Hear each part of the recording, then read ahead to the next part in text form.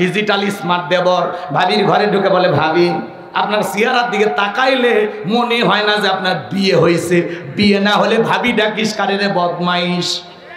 কথা কন না কে? ভাবি যদি নেককার দিনদার হইতো ডেকে বলতো কুল্লিল মুমিনিনা ইয়াগুদ্দুনা মিন আবসারিহিম, দেবরে মুমিন পুরুষের দৃষ্টি থাকবে নিচের দিকে, আমাকে দেখার অধিকার তোর ভাইয়ের আছে, তোর জন্য আমাকে দেখা জায়েজ নাই, ঘর থেকে বের হয়ে যা। ভাবি যে ডিজিটাল ভাবি, এগুলো বললে খুশি হয়, কথা কয় না কেন? দেখবেন ভাইয়েরা যখন বিদেশে থাকে এলাকায় দেবরের আমদানি কমে না বাড়ে, ওরা স্লোগান দেয়, ভাবি ভাইয়া তোমার বর, আমি যে দেবর ভেবে দেখো ভাবি কার কত দাবি, ভাই গেছে মালয়েশিয়ায় আমি তো দেশে আসি। আছে না নাই? ঘটনা ঘটতেছে না? দেবরের সাথে ভাবি নাই, ঘটনা ঘটতেছে না? বরিশালের এক প্রবাসী ভাই বরিশাল আমারে ফোন দিয়ে কাঁদে, বলে হুজুর একটা ফতুয়া দেন হুজুর। কি হয়েছে ভাই? ঘটনা কিছু আগে কান দিন, কে ঘটনা খুলে বলেন। তখন বলছে, হুজুর আমার কান্দার দিন হুজুর, আমার ছোট ভাই আমার বগ্নে কইছে গেছে হুজুর, আপনি কোন তো হুজুর, বড় ভাই বেঁচে থাকতে কি ছোট ভাই বিয়ে করা জায়েজ আছে? কি বলবেন? এরকম রহ ঘটনা, কথা বলেন ঠিক কিনা? মা বোনের যারা বসে আছে না, মা আলোচনা শুনে যান। মা, দুইটা পুরুষের সাথে আপনারা দূরত্ব বজায় রাখবেন, কমপক্ষে 2 কিলোমিটার। একটার নাম দেবর আর একটা দুলা ভাই, এরা হলো মৃত্যুতুল্য, বিষাক্ত সাপের চাইতেও ভয়ঙ্কর। হাসলেন? হাদিস পাঠ করে বললাম আর হাসলেন? এরা হলো মৃত্যুতুল্য। হাদিসের ভাষা কি বলা হয়েছে এদেরকে? মৃত্যুতুল্য, বিষাক্ত সাপের চাইতেও ভয়ঙ্কর। ঘটনা ঘটতেছে না? দেবরের সাথে ভাবি নাই, ঘটনা ঘটতেছে না? বরিশালের এক প্রবাসী ভাই বরিশাল আমারে ফোন দিয়ে কাঁদে, বলে হুজুর একটা ফতুয়া দেন হুজুর। কি হয়েছে ভাই? ঘটনা কিছু আগে কান দিন, কে ঘটনা খুলে বলেন। তখন বলছে, হুজুর আমার কান্দার দিন হুজুর, আমার ছোট ভাই আমার বগ্নে কইছে গেছে হুজুর, আপনি কোন তো হুজুর, বড় ভাই বেঁচে থাকতে কি ছোট ভাই বিয়ে করা জায়েজ আছে? কি বলবেন? এরকম রহ ঘটনা, কথা বলেন ঠিক কিনা? দেবরের সাথে ভাবি নাই, দুলে ভাইয়ের সাথে শালি নাই, ভাগিনা উঠাও মামিকে নিয়ে, চাচি ভাইকে গেছে চাচিক নিয়ে। কি ঘটনা ঘটতেছে না? কারণটা কি? এগুলো হলো অবাধ মেলামেশা। ফ্যামিলিটাকে আমরা ফ্রি মনে করি, ফ্রি, বেশি ফ্রি বেশি ঝামেলা, কথা কথা। পুরুষের দুঃখ বুঝবে, মেয়ে মানুষ সুখের জায়গায় শান্তির জায়গায় পৌঁছে গেলে সহজে ছাড়ে না, কথা কন না কেন? আর ওদের অভিমান, রাগ বেশি, জেদ বেশি। দেখেন না মাঝে মাঝে রাগ করে বাড়ির হাড়ি পাতিল ভেঙে ফেলে দেয়, তো ঘর ভাঙে ফেলে দিলে দেশও ভাঙে ফেলে দিলে, কথা কয় না?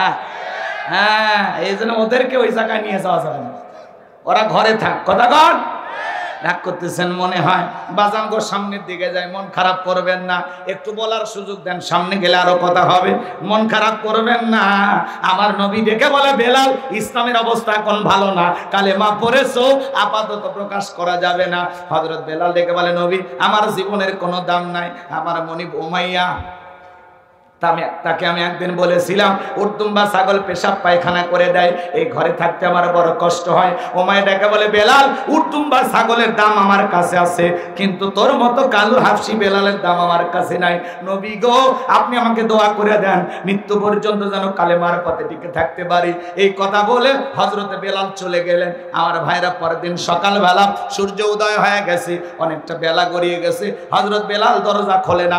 অন্যান্য চাকর বাকর যারা আছে এরা লালিশ নিয়ে চলে গেছে ওমায়ের কাছে, যা বলে, নেতা এখন পর্যন্ত বেলাল দরজা খোলে নাই তাই নাকি? বলে হ্যাঁ, ঠিক আছে চলো। দরজায় ডাক দেয়, বেলাল দরজা খোলো। হযরত বেলাল দরজা খোলে না, জোরে করে ধাক্কা মারছে, যখন দরজা খুলে গেছে তখন এইবার ওমায়ে তাকায়া দেখে সেই রাত্রিতে হযরত বেলাল কালেমা পড়ে মুসলমান হয়েছে। ওই রাত্রিতে একটা উর্দুম্বা ছাগলের কাছে কোনো পেশাব পায়খানা নাই, জোরে বলেন মারহাবা। এইবার উমাইয়া ডেকে বলে, এই চাকরের দল, বেলালের বিরুদ্ধে মিথ্যা অভিযোগ দাও। বেলাল তখন ময়লা আবর্জনা পরিষ্কার করেছে, তাকায় দেখো না একটা উদ্যম বা ছাগলের কাছে কোনো পেশাব পায়খানা নাই, যাও নিজেদের কাজ করো। এই কথা বলে ওদেরকে তাড়িয়ে দিলেন। এক পা দুপা করে বেলালের কাছে চলে গেলেন। বেলাল দেয়ালে পিঠটা লাগাইয়া আল্লাহর নামের জিকির করে। হঠাৎ করে হালকা করে বেলালকে ধাক্কা মারছে যখন, জবান দিয়ে কালেমার আওয়াজ বের হয়েছে, তখন উমাইয়া এবার ডেকে বলে, বেলাল রে, তোর জবান দিয়ে কি শুনলাম, তুমি কি মুসলমান হয়েছো? হযরত বেলাল ডেকে বলে, মুসলমান হয়ে যারা মিথ্যা কথা বলতে পারে না তারা ওয়াকুলু কওলান সাদীদা। মুসলমানেরা হবে সত্যবাদী, মুসলমানেরা কখনো মিথ্যাবাদী হতে পারে। সত্য কথা বলা লাগবে। মিডিয়ার সামনে এসে অনার্গল মিথ্যা কথা বলতো, হাসি ঠাট্টা করতো জাতিকে নিয়ে। কথা বলে না, মিথ্যা বলতে বলতে চেহারা বেঁকা হয়ে গেছে, এক পা কবরে চলে গেছে। এত মিথ্যা কথা বলে, শয়তান পর্যন্ত বলে আমি এত খারাপ না। মিথ্যাবাদী আছে না নাই? আশেপাশে দেখেন কত মিথ্যাবাদী। কষ্ট হচ্ছে আপনাদের?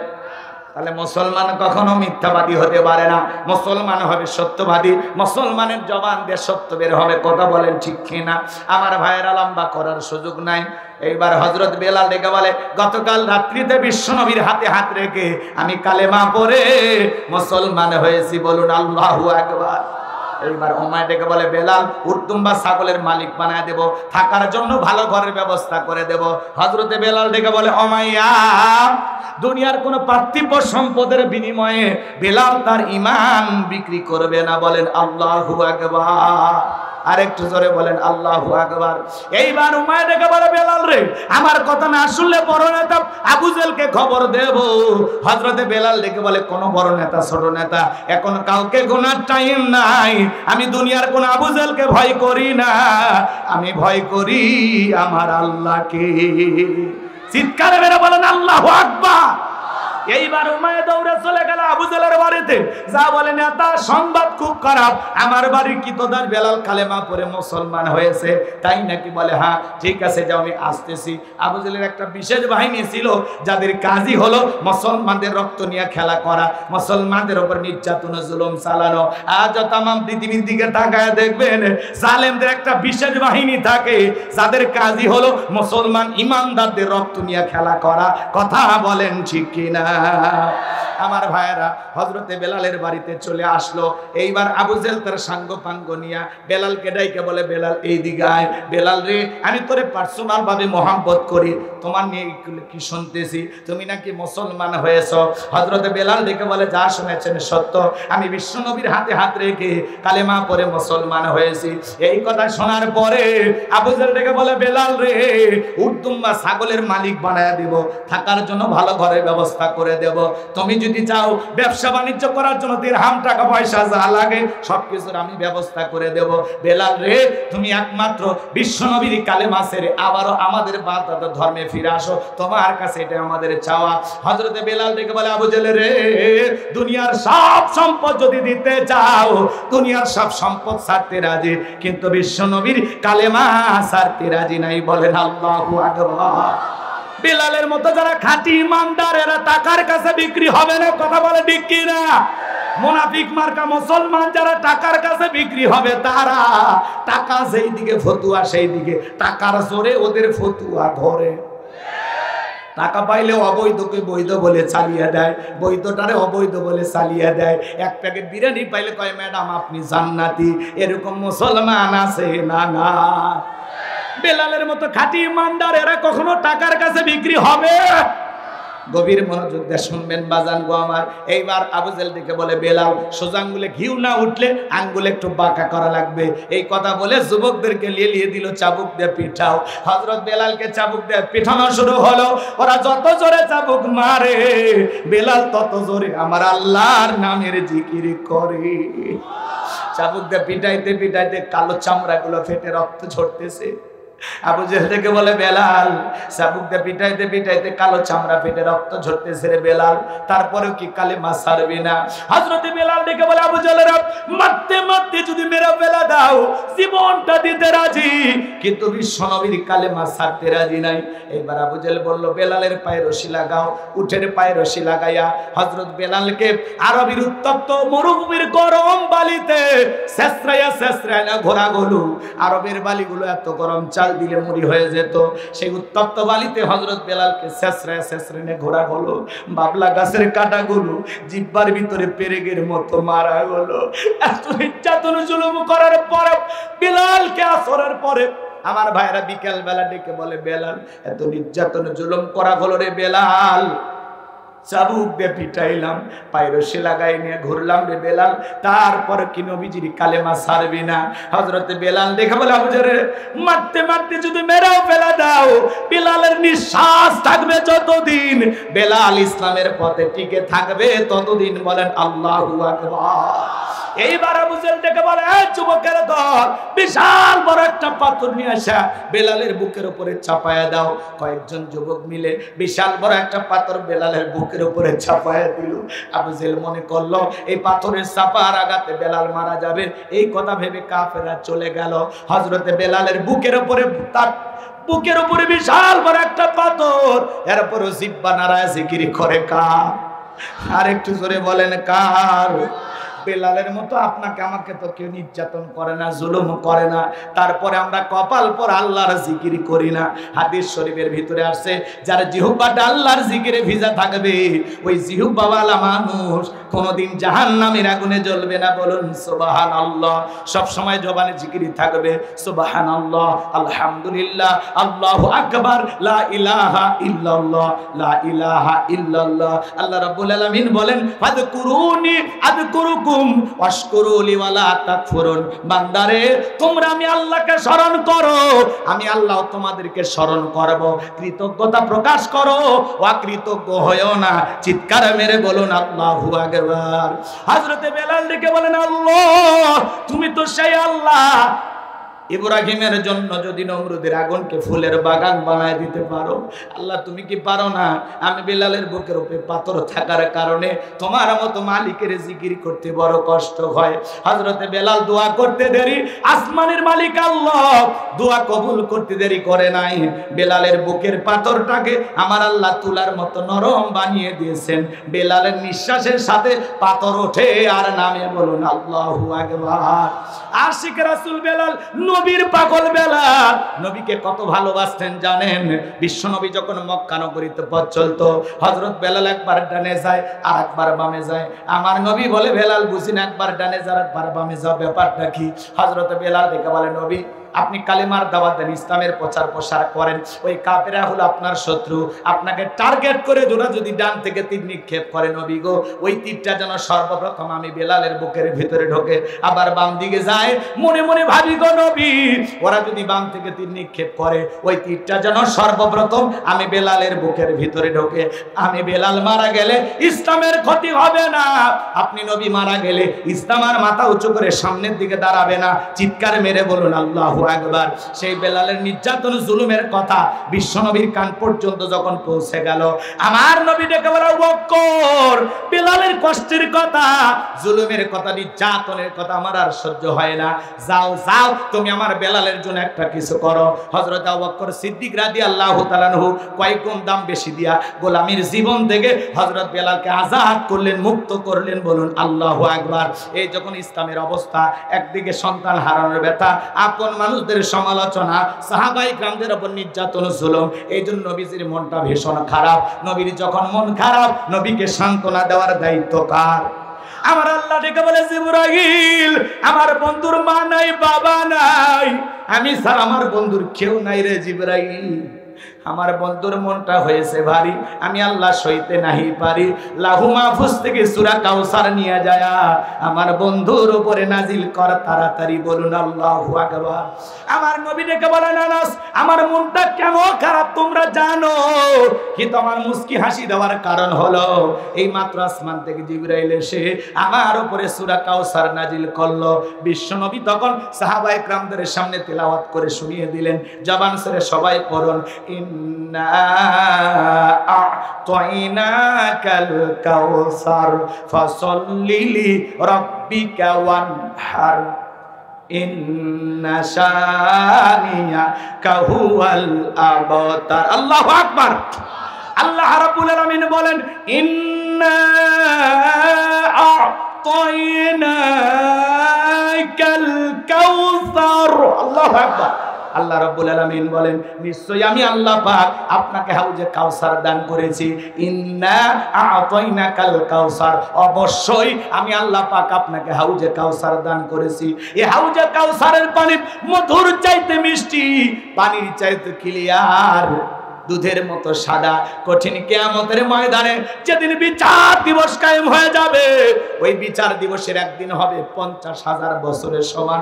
যেদিন মানুষের জিহ্বা ঝুলে আসবে কুকুরের মতো নাভি পর্যন্ত, যেদিন বাজান গো আমার সূর্যটা সোহাগ মাথার উপরে চলে আসবে, জমিন হবে তামার জমিন, পাহাড় পর্বত নদী নালা খাল বিল, এই পৃথিবীর জমিনে কোনো কিছু থাকবে না। কুল্লুমান আলাইহা ফান, আল্লাহ তাআলা সবকিছু ধ্বংস করে দেবেন। ওই কঠিন কিয়ামতের ময়দানে যেদিন মা তার সন্তানের পরিচয় দেবে না, স্বামী স্ত্রীর পরিচয় দেবে না, ভাই ভাইয়ের পরিচয় দেবে না, যেদিন আল্লাহর আরশের ছায়া ছাড়া আর কোনো ছায়া থাকবে না, ওই ছায়ার ভিতরে 7 শ্রেণীর মানুষকে আল্লাহ পাক স্পেশাল ভাবে ছায়া দান করবেন। আল্লাহর প্রিয় মহাব্বতের ভালোবাসার গোলাম যারা, যারা আল্লাহর পছন্দের তালিকায় 7 শ্রেণীর মানুষ আছে, আল্লাহ তাদেরকে আরশের নিচে ছায়া দিবেন। সেখান থেকে তারা কিয়ামতের ফাইনাল খেলা উপভোগ করবেন। বলুন আল্লাহু আকবার। মানুষ দলে দলে বিশ্ব নবীর কাছে দৌড়াবেন। আমার ভাইয়েরা, কিছু মানুষের সামনে আল্লাহ তাআলা পথ দ্বারাবরণ তৈরি করে দিবেন। আমার নবী তখন কিছু মানুষের সংখ্যা যখন কমে যাবে, আল্লাহকে ডেকে বলবেন, আল্লাহ সংখ্যায় আমি অনেক মানুষকে আসতে দেখলাম, কেন জানি সংখ্যাটা কমে গেল। আমার আল্লাহ তখন ডেকে বলে, বন্ধু আপনি তো পাইকারি দরে সবাইকে আজকে হাউজে কাউসারের পানি পান করাইতে পারবেন না। দুনিয়ার জমিনে 2টি অপরাধ করেছিল যারা, আজকে হাউজে কাউসারের পানি পাবে না তারা। বিশ্ব নবীর হাতে এক পেলা হাউজে কাউসারের পানি যদি কেউ কিয়ামতের ময়দানে পান করতে পারে, জান্নাতে ঢোকা পর্যন্ত তার আর তৃষ্ণা লাগবে না। বলুন সুবহানাল্লাহ। হযরত আবু বকর সিদ্দিক পেয়ালাগুলো ভরায়া দিবেন, মাঝখানে দাঁড়িয়ে থাকবেন হযরত ওমর। আবু বকরের হাত থেকে নিয়ে হযরত ওমর বিশ্ব নবীর হাতে দিবেন, আর নবীজি তার আদরের উম্মতদেরকে খুঁজে খুঁজে হাউজে কাউসারের পানি কিয়ামতের ময়দানে পান করাবেন। রাসূলের হাতে কারা কারা হাউজে কাউসারের পানি পান করতে চান? 2টা হাত তুলে আমার মালিককে দেখান। আল্লাহ পাক আমাদের সবাইকে রাসূলের হাতে এক পেয়ালা করে হাউজে কাউসারের পানি পান করার তৌফিক দান করুন। জোরে বলুন আমিন। আর একটু জোরে বলেন আমিন। হাত নামান। রাসূল পেয়ালা নিয়ে দাঁড়িয়ে আছেন, আপনি যাবেন আর পান করবেন। কি সুন্দর দৃশ্য, সুবহানাল্লাহ। এই দৃশ্যের মুখোমুখি হতে চান? পানি চাইলেন আর পাইলেন, অতই সহজ। আমি আপনাদের এলাকায় আসলাম, আসার পরে একটা ছেলের হাতে কিছু চকলেট দিলাম, দিয়ে বললাম, বাবা একটা বদনা পানি এনে দাও, আমি একটু ওযু বানাবো। ওই ছেলেটা চকলেট পাওয়ার আনন্দে মারছে দৌড়, মাঝপথে আসার খাইয়ে পড়ে গেছে, হাঁটুটাও ছিলে গেছে, রক্ত বের হয়ে গেছে। চকলেট থাকার কারণে উঠে দাঁড়াইছে, দাঁড়ায় বদনা বইরে আমার সামনে হাজির। আমি তখন বললাম, বাবা এই পানি টান দিকে তোমার কষ্ট হয়েছে, মাঝপথে আসার খাই পড়ে গেছো, হাঁটুটা ছিলে গেছে, ব্যথা পাইছো, রক্ত মনে হয় বের হয়েছে। ওই চকলেট থাকার খুশির কারণে ওই ছেলেটা বলতেছে, আমি এরকম কত পড়ে যাই, আমার কিছুই হয় না। বলেন আল্লাহু আকবার। কিয়ামতের কঠিন দিনে আল্লাহর আরশের নিচে ছায়া, আর রাসূলের হাতে এক পেয়ালা হাউজে কাউসারের পানি যদি কারো তকদিরে কিসমতে আল্লাহ তাআলা জুটিয়ে দেন, কারো ভাগ্যে কারো নসিবে যদি আল্লাহ তাআলা রাখেন, রাসূলের হাতে এক পেয়ালা হাউজে কাউসারের পানি আর আল্লাহর আরশের নিচে ছায়া, কিয়ামতের কঠিন দিন তার কাছে কঠিন মনে হবে না, আল্লাহ সহজ করে দেবেন। বলুন সুবহানাল্লাহ। আর এই লোকটা যে জান্নাতি তাতে আর কোনো টেনশন নাই। সুবহানাল্লাহ বলেন। তাহলে রাসূলের হাতে এক পেলা হাউজে কাউসারের পানি পান করলে জান্নাতে ঢোকা পর্যন্ত আর তৃষ্ণাই লাগবে না, তৃষ্ণা মিটে যাবে। সেই পানি পান করতে গেলে একটু কষ্ট করা দরকার আছে না নাই? পানি চাইলেন আর পাইলেন, ঠান্ডা পানিতে ওযু বানায় সালাত আদায় করা লাগবে। হঠাৎ করে আপনি আল্লাহ তাআলা হেদায়েত দান করেছেন, মসজিদে নামাজ পড়তে গেছেন, আগে যারা পুরাতন মুসল্লি ওরা আপনাকে দেখে টিটকারি মারে, বাদশা ভাই হ্যাঁ সূর্য আজ কোন দিক উঠছে, তোমার এদিকে মসজিদে কথা কয় না, নামাজ পড়বা না 2 দিন পরে আবার ছাড়ে দিবা, এরকম ঠাট্টা বিদ্রুপ করে কিনা, হাসি তামাশা করে কিনা? আরে ভাই কেউ একজন নামাজ পড়া ধরেছে, আপনি দেখে খুশি হন যে ভাই তুমি মসজিদে আসছো সালাত আদায় করতে, দেখে দিলটা ভরে গেছে। আল্লাহর কাছে দোয়া করি আল্লাহ যেন মৃত্যু পর্যন্ত মসজিদে এসে সালাত আদায় করা তৌফিক দান করেন। কথা বলে ঠিক কিনা?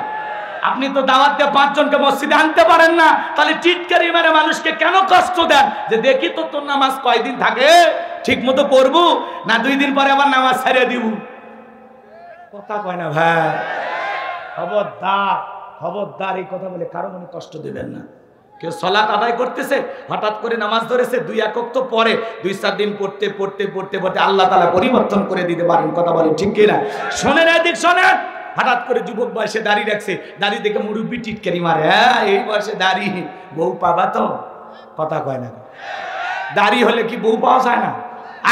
একজন যুবক বয়সে দাড়ি রেখে বিয়ে করছে, বউ নিয়ে ঘুরতে গেছে, মানুষ ডেকে বলে ভাবি আসসালামু আলাইকুম, সাথে চাচার খবর কি? বউ এসে বাড়িতে রাগ করে, তোমার সাথে বাহিরে যাওয়া যাবে না, আমার ডাকে ভাবি আর তোমার ডাকে চাচা। যেই বউ রাসূলের সুন্নাত দাড়িকে মহব্বত করে না, ওই বউ আপনাকে 100% ভালোবাসা দিতে পারবে না। কথা বলে ঠিক কিনা? রাসূলের সুন্নতের মহব্বতই নাই, ও আবার কিসের মহব্বত করবে আপনারা? কথা কন কথা কন। এইবার চলেন, হাউজে কাউসারের পানি পান করতে গেলে কাজ করতে হবে 2টা আঙ্গুল তুলে বলেন তো কাজ করতে হবে কয়টি? একটু জোরে বলেন, কাজ করতে হবে কয়টি? আরো জোরে। আল্লাহ তাআলা সেটা 2 নাম্বার আয়াতে জানায় দিলেন। জবান ছেড়ে সবাই আমার সাথে পড়ুন, ফাসাল্লিলি রাব্বিকা ওয়ানহার, ফাসাল্লিলি রাব্বিকা ওয়ানহার। 1 নাম্বার হলো ফাসাল্লিলি রাব্বিকা, রবের উদ্দেশ্যে সালাত আদায় করা লাগবে। নামাজ হবে একমাত্র কার জন্য? আরেকটু জোরে বলেন, কার জন্য? কুলিন্না সালাতি ওয়া নুসুকি ওয়া মাহইয়ায়া ওয়া মামাতি লিল্লাহি রাব্বিল আলামিন। সূরা আনাম 162 নম্বর আয়াত। আল্লাহ রাব্বুল আলামিন জানিয়ে দিলেন, নবীজি আপনি বলুন আমার নামাজ, আমার কুরবানি, আমার জীবন, আমার মরণ লিল্লাহি রাব্বিল আলামিন, আসমান জমিনের প্রতিপালকের জন্য।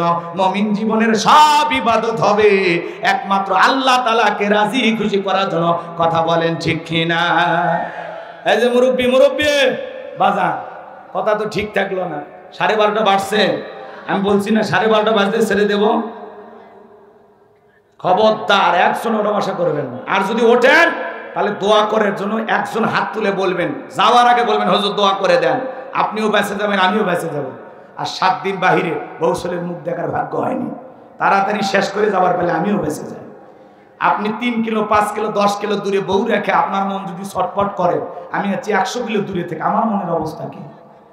এত লাফাচ্ছেন কি সমস্যাটা কি? খারাপ লাগতেছে?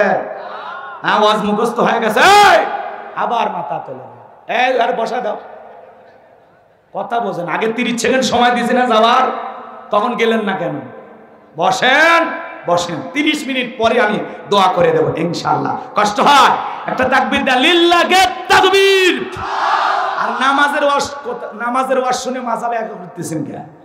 নামাজ দরকার নাই এলাকায়, খালি মসজিদের জন্য টাকা তুললেন, মসজিদ টাকা তুলে সুন্দর বানাইলেন, ওইখানে যারা সালাত আদায় করবে তাদের ঈমান আমল সুন্দর হওয়ার দরকার আছে না? না, এখন তো মসজিদের জন্য কালেকশন হলো, এখন মসজিদে যারা নামাজ পড়বে এখন মুসল্লি কালেকশন করা হবে। একটু অপেক্ষা করেন। ফাসাল্লিলি রাব্বিকা ওয়ানহার, 1 নাম্বার রবির উদ্দেশ্যে সালাত আদায় করা লাগবে। নামাজ হবে কার জন্য? জোরে বলেন। ফাসল্লি লিরাব্বিকা ওয়ানহার। এক নাম্বার হলো রবের উদ্দেশ্যে সালাত আদায় করা লাগবে, নামাজের মতো আদায় করা লাগবে। কথা বলেন ঠিক কি না? এজন্য আল্লাহ বলেন ক্বাদ আফলাহাল মুমিনুন আল্লাযীনা হুম ফি সালাতিহিম খাশিউন। অবশ্যই মুমিনেরা সফল যারা নিজেদের সালাত বিনয়ের সহিত, নম্রতার সহিত আল্লাহর ভয় নিয়ে আদায় করে। আপনি আমি যখন সালাত আদায় করব, অন্তরে ভয় থাকতে হবে কার? ইয়া আইয়ুহাল্লাযীনা আমানুত্তাকুল্লাহ, হে ইমানদারগণ আমি আল্লাহকে ভয় করো। হাক্কাত তুকাতিহি, ভয় করার মতো ভয় করো। আমার ভাইয়েরা, 5 ওয়াক্ত সালাত আদায় করা লাগবে। এটা নফল না ফরজ? জোরে বলেন বাজান। এমন কোন মুসলমান কি জানে? এমন কোন মুসলমান আছে যে জানে না 5 ওয়াক্ত সালাত আদায় করা ফরজ? প্রত্যেকটা মুসলমান জানে 5 ওয়াক্ত সালাত আদায় করা ফরজ। রাসূলের জামানায় ফজরের নামাজের দৃশ্যও যেমন, জুমার নামাজের দৃশ্যও তেমন। মসজিদ কানায় কানায় পূর্ণ ছিল। আর বাংলাদেশে জুমার নামাজের জন্য মসজিদ ভাঙ্গে 2 তলা 3 তলা বানানো হয়, কিন্তু মাঝে মাঝে ফজরের নামাজের সময় এক কাতারও মুসল্লি পাওয়া যায় না। এক বিয়াই বাড়িতে বেড়াইতে গেছে, ফজরের নামাজ পড়ার জন্য হাজি মানুষ মসজিদে গেছে। যায়া দেখে বাজান মুয়াজ্জিন আজান দিচ্ছে শুয়ে থেকে। কোন জায়গায়? হুজুরের রুমের ভিতরে। হুজুর শুয়ে থেকে ল্যাপের ভিতর দিয়ে আজান দেয়। হাজি সাহেব এদিক ওদিক ভুলকি মারে করে খুঁজে পাওয়া যায় না। এইবার জানালা দিয়ে দেখে হুজুর শুয়ে থেকে আজান দিতেছে। আজান শেষ হয়ে গেলে বলে, হুজুর কেন আপনি দাঁড়িয়ে আজান দিলেন না? এইভাবে শুয়ে থেকে আজান দিলেন ব্যাপারটা কি? বলে এই মসজিদের কেউ ফজরের সালাতে আসে না, এজন্য ইচ্ছা মতো আজান দেই, ইচ্ছা মতো নামাজ পড়ি, দেখার কেউ নাই। আপনি হঠাৎ মুসল্লিকে নাকি আপনি ফেরেশতা? কথাকে বোঝেন না? এরকম ঘটনা আমাদের দেশে ঘটে কি না? মানে একজন খালি নামাজ পড়তে গেছে, এই একজনটাই কিন্তু মুয়াজ্জিন, তাও 300 টাকা 400 টাকা 1000 2000 টাকার বিনিময়ে আজান দেয়। আরে ইমাম আর মুয়াজ্জিনের উপর এই দেশে যে কত নির্যাতন করা হয়, আল্লাহর কাছে প্রত্যেকটা মসজিদ কমিটিকে হিসাব দেওয়া লাগবে। নিজের ছেলে বেতন পায় 40-50 হাজার, সেই খুশি বাঘবাকুম ইমাম কাছে বলে, হুজুর মিষ্টি দিলাম, আমার ছেলের জন্য একটু দোয়া করেন, নতুন চাকরি পাইছে, বেতন যেন বেশি পায়। এবার হুজুর হাত তুলে দোয়া করে বলতেছে, আল্লাহ আল্লাহ আমার এই মসজিদের সভাপতি, তার ছেলে চাকরি পাইছে, আল্লাহ আমারও বেতন যেমন সভাপতির ছেলের বেতনটাও যেন হয় তেমন। সভাপতি গায়ে উল্টা দোয়া করুন, তোমার মতো বেতন পাই আমার ছেলের চলবে? তো নিজের ছেলের চলে না, হুজুরের পরিবার কেমনে চলে? আপনার ছেলে মেয়ে বায়না করলে 500 টাকার বক্স আইসক্রিম কিনে নিয়ে যা দিচ্ছেন, ইমাম মুয়াজ্জিনের সন্তানের শখ নাই? এত জুলুম করতেছেন কেন? মিনিমাম 10,000 টাকা মুয়াজ্জিনকে দেবেন। কত? একেবারে কম করে হলে 10,000 15,000 দিবেন। আর যারা খতিব তাদেরকে 20,000 দিবেন, আরো বেশি দেবেন। ইমাম মুয়াজ্জিন যারা নিয়মিত আজান দেয়, এমনও মসজিদ আছে 5 ওয়াক্ত সালাত আদায় করে, আজান দেয়, মসজিদের খাদেম। তাহলে মানুষ দায়িত্ব 3টে, বেতন হলো 3,000। এটা একটা কথা হলো? খাদেম হিসেবে দেন 5,000, মুয়াজ্জিন হিসেবে দেন 5,000, আর 5 ওয়াক্ত সালাত আদায় করে পেশি ইমাম হিসেবে দেন 10,000, টোটাল 20,000 টাকা হয়। আর এমনও মসজিদ আছে 20,000 টাকা বসো কথা কন না কেন? তা আপনি কি মনে করেছেন এটা জুলুম না? খালি যারা সরকারে থাকে ওরাই জুলুম করে, আপনি যে আপনার ইমাম মুয়াজ্জিনের উপরে জুলুম করতেছেন সেই খবর না। কথা কয় না ভাই? রাগ করতেছেন আপনারা? আমার ভাইরা গভীর মনোযোগ দিয়ে শোনেন। তাহলে আল্লাহ রাব্বুল আলামিন বলেন ফাসল্লি লিরাব্বিকা, রবের উদ্দেশ্যে সালাত, 5 ওয়াক্ত সালাত আদায় করে, এটা ফরজ, এটা রবের বাধ্যতামূলক ওয়ার্ডার। আবার রাতের 1টা 2টা 3টার দিকে উঠা আরামের বিছানা ত্যাগ করে, বিবির ভালোবাসা ত্যাগ করে, ঠান্ডা পানি দিয়ে ওযু বানায়া নিরালয় নিবৃত্তিতে যায় নামাজে দাঁড়ানোর দরকার আছে না? না। যারা গভীর নিশিতে সালাত আদায় করে, তাহাজ্জুদের নামাজ আদায় করে, এই নামাজ দুনিয়ার কাউকে দেখানোর জন্য নয়, এই নামাজ হলো আল্লাহকে পাওয়ার জন্য। কথা বলেন ঠিক কিনা? এজন্য আল্লাহ বলেন ওয়াল্লাযীনা ইয়াবিতুনা লিরাব্বিহিম সুজদান ওয়া কিয়ামা। সূরা ফুরকানের ভিতরে আল্লাহ পাক জানিয়ে দিলেন, যারা রাত্রি জাগরণ করে আমি আল্লাহকে সিজদা দেই, আমি আল্লাহর জন্য দণ্ডায়মান হয়ে যায়। তাহলে গভীর নিশিতে তাহাজ্জুদের যায় নামাজে যারা আল্লাহকে সিজদা দিবে, গভীর নিশিতে আল্লাহর সাথে প্রেম করবে, বাজান গো এই নামাজ আপনার আমার মর্যাদা বাড়িয়ে দেবে। যারা তাহাজ্জুদ পড়ে তাদের সম্মান মর্যাদা বাড়িয়ে দেন কে? আর আল্লাহকে যত বেশি সিজদা দিতে পারবেন তত বেশি আল্লাহর নিকটতম বান্দা হতে পারবেন। যাই নামাজে সিজদা দিয়া, তাহাজ্জুদের যাই নামাজে সিজদা দিয়া, সিজদার মাধ্যমে, রুকুর মাধ্যমে, যাই নামাজের মাধ্যমে আল্লাহর সাথে প্রেম করব। যারা আল্লাহর সাথে প্রেম করে তাদের জীবনে কোনোদিন ব্যর্থতা নাই, তাদের জীবনে সফলতা। কথা বলেন ঠিক কি না? নামাজ নামাজের মতো আদায় করবেন। যুবকেরাও নামাজ আদায় করে না, কিন্তু রাত্রি জাগরণ করে, ইউটিউব ইন্টারনেট ঘাটাঘাটি করে, ইমো মেসেঞ্জারে সেটিং কইরা সারা রাত বান্ধবীর সাথে কথা বলে। হ্যালো জান, খাইছো, ঘুমাইছো, কি করতেছো? মেয়ে রাগ করে বলে আজকে ভাত খাবো না। ছেলেটা বলে তুমি না ভাত খালে আমিও খাবো না। নিজের মা খাইছে কিনা খবর নেয় না। বান্ধবী না খাইলে যুবকের মধ্যে খাবার ওঠে না। এরকম হাইব্রিড যুবক আছে না নাই? হে যুবক, সারা রাত ইমো মেসেঞ্জারে চ্যাটিং কইরা ফজরের আজান হয় যখন, ওই হাইব্রিড যুবক ঘুমাইতে যায় তখন কষ্ট হচ্ছে আপনাদের? কষ্ট হচ্ছে আপনাদের? ভাইয়েরা আমার, ফজরের আজান হয় যখন, ওই হাইব্রিড যুবক ঘুমাইতে যায় তখন নামাজও পড়ে না। যুবক রে, এই ঘুম ভাঙলে সকাল, না ভাঙলে পরকাল। কথা বলেন ঠিক কিনা? কেমন করে ঘুমাও তুমি ওরে রংপুরের যুবক, কেমন করে ঘুমাও তুমি ফজর করে কাজা? এমন তো হতে পারে ও তোমার জোহরে জানাজা, এমন তো হতে পারে ও তোমার জোহরে জানাজা। আজকে বগুড়া একটা ড্রাইভার বাজান, আজকে সকালবেলা ঢাকার থেকে আসছে, ডায়াবেটিস একটু বেড়ে গেছে, আল্লাহর বান্দা চলে গেল। গতকালকে আমাদের পাবনার একজন ভাই, বড় আলেম মানুষ, আরে মোটরসাইকেল নিয়ে আসতেছিল, গাছের সাথে ধাক্কা খায় আল্লাহর বান্দা দুনিয়ার থেকে বিদায় নিয়ে চলে গেল। কার কখন মৃত্যু হবে আমরা জানি না। দুনিয়া চিরকাল থাকার জায়গা না, দুনিয়া কাউকে জায়গা দেয় নাই। বাবা চলে গেছে, দাদা চলে গেছে, একদিন আপনি আমি চলে যাব, কিন্তু নেক আমল করে কবরে যাওয়ার দরকার আছে না নাই? ফাসল্লি লিরাব্বিকা ওয়ানহার, এক নাম্বার রবির উদ্দেশ্যে সালাত আদায় করা লাগবে। আল্লাহ রাব্বুল আলামিন বলেন ফালইয়াবুদু রাব্বা হাদাল বাইত আল্লাযী আত'আমাহুম মিন জু' ওয়া আমানাহুম মিন খাউফ। আল্লাহ বলেন এই ঘরের মালিকের ইবাদত করো। ইবাদত যদি ইবাদতের মতো হয়, বান্দা নামাজ যদি নামাজের মতো আদায় করতে পারো, আমি আল্লাহ তোমাদেরকে দুইটা জিনিস দেব। যে বান্দা 5 ওয়াক্ত সালাতে মাথা নত করে আমি আল্লাহকে সিজদা দেবে, এক নাম্বার আমি সেই বান্দার রিজিকের ব্যবস্থা করব। রিজিক দেওয়ার মালিক কে? আল্লাহ। আপনাদের এলাকায় রাতের বেলা একটা প্রাণী বের হয়, কু কইয়া চিল্লায়, ওর নাম কি? শিয়াল পণ্ডিত। বলেন তো বাজান, শিয়ালের নামে আপনাদের মাহিগঞ্জে অবশ্যই মুরগির হোটেল আছে, খালি শিয়াল যায় আর খপ করে খায়। আছে? কথা কয় না, কথা কয় না। ব্যাংকে টাকা জমানো আছে, তাহলে ওই শিয়াল পণ্ডিতকে খাওয়ায় কে? একটা পাখি সকালবেলা খালি পেটে নিচ থেকে বের হয়ে যায়, সন্ধ্যাবেলায় পাখির পেটটা ভরে বাসায় আসার ব্যবস্থা করেন কি? আল্লাহ যদি পৃথিবীর এত মাখলুককে খাওয়াইতে পারে, আল্লাহকে আপনাকে আমাকে না খাওয়ায় রাখবে? রিজিক দেওয়ার মালিক আমার আল্লাহ।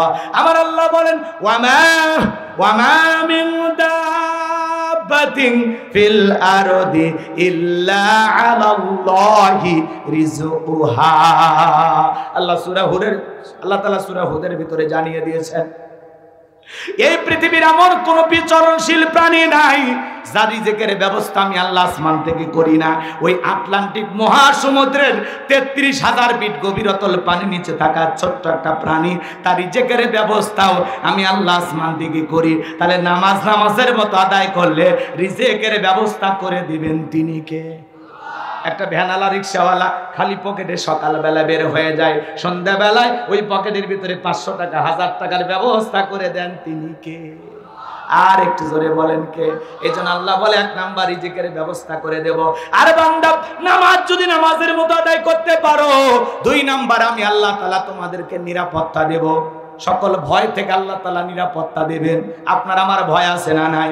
মেয়েটা কলেজে গেল, একা একা ফিরবে নাকি জামাইয়ের সাথে নিয়ে ফিরবে? ভয় আছে না নাই?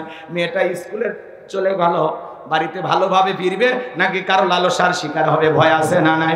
আজকে পথে ঘাটে খুন রাহাজানি টেন্ডারবাজি দাদাবাজি খুন ধর্ষণ সমাজে আছে না নাই? চুরি দুর্নীতি চিন্তায় আছে না নাই?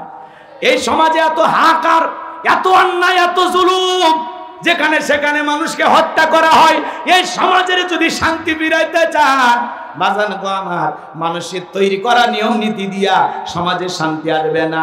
আল্লাহর কোরআনের আইন দিয়া সমাজ পরিচালনা করবেন যখন, আল্লাহর কোরআনের আইন দিয়া বিচার কার্য পরিচালনা করবেন যখন, এই সমাজে শান্তি ফিরে আসবে তখন। তাহলে বাংলার জমিনের কোরআনের পার্লামেন্ট কায়েম হোক, কোরআনের শাসন ব্যবস্থা কায়েম হোক।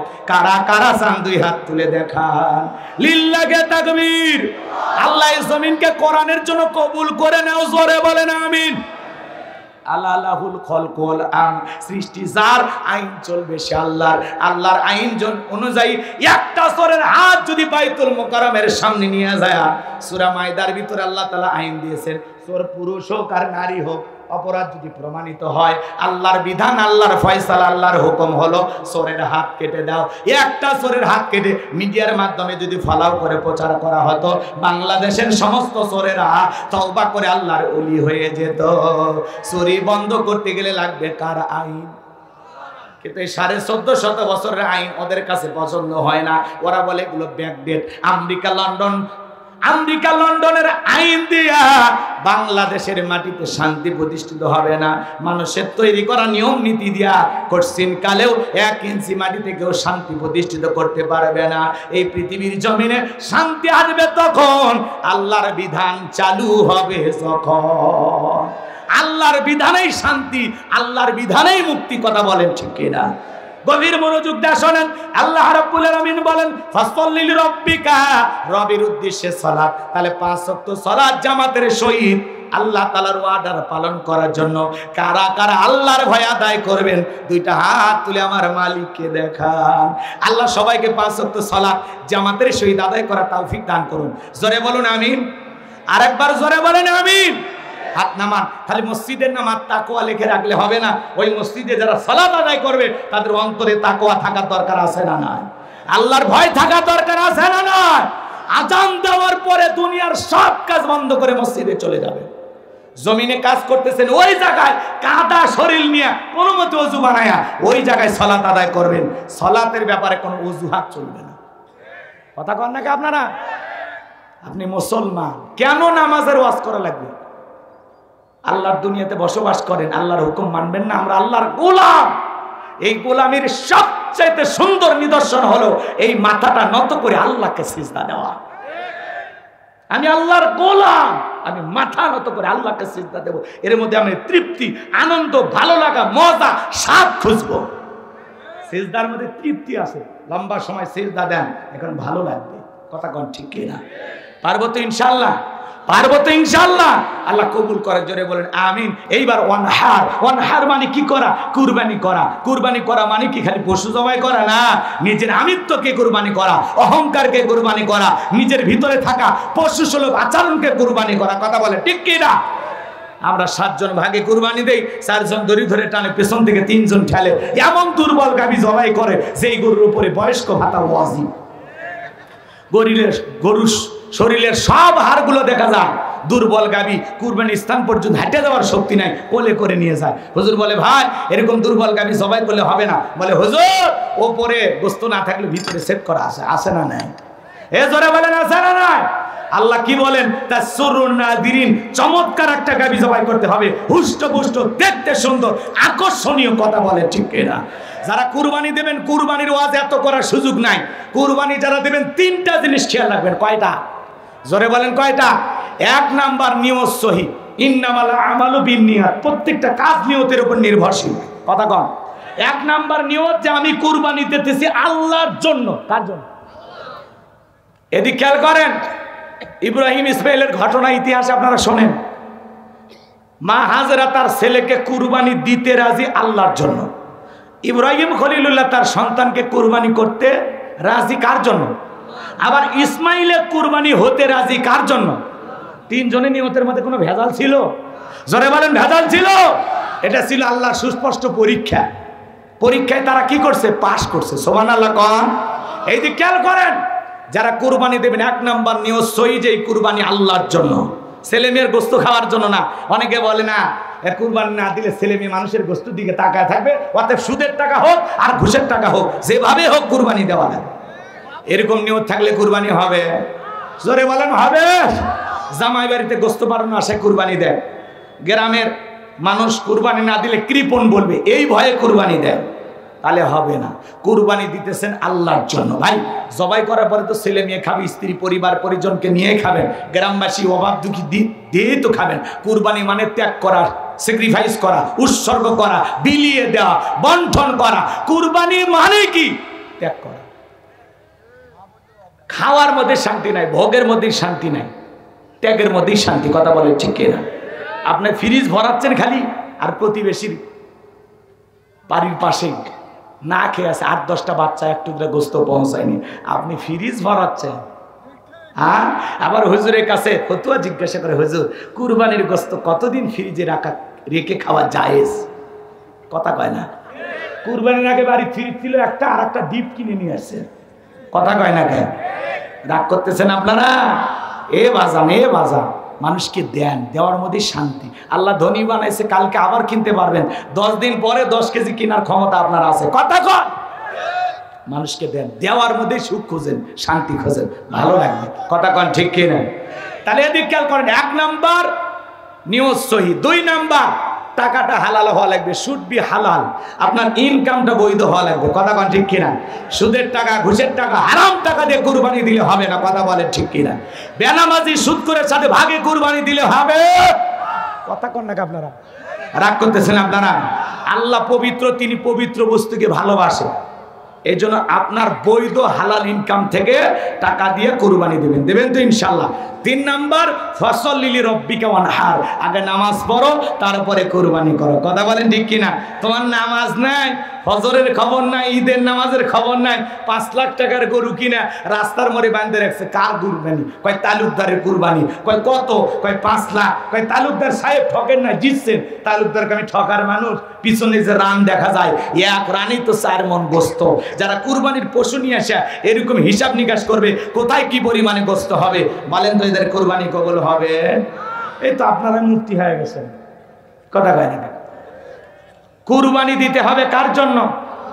কোথায় কি পরিমাণে গোস্ত হবে এই হিসাব নিকাশ করলে হবে না। অনেকে আবার ডিজিটাল মিটারে মাপে কেজি প্রতি কত বললো, ওটা আবার ভাগ দেয়, দিয়ে বলে যাক 525 টাকা কেজি, ঠকিনি, জিতছি। এত কষাই হওয়া উচিত। কথা কয় না ভাই? কি হওয়া উচিত? আপনি কুরবানি দিতেছেন আল্লাহর জন্য, তামাশা করার জন্য না। কয় টাকা কেজি পড়লো, পড়তা হলো না ব্যাপারটা হলো, লাভবান হয়েছেন না ঠকে গেছেন, এই হিসাব নিকাশ করে আপনি কুরবানি দিচ্ছেন। আপনি ফাজলামি করেন মিয়া। কথা কয় না কেন? আমি তো কুরবানি করতেছি আল্লাহর জন্য, কিসের লাভ ক্ষতি? আল্লাহ আমাকে দেওয়ার সামর্থ্য দিয়েছেন, আমি দিচ্ছি।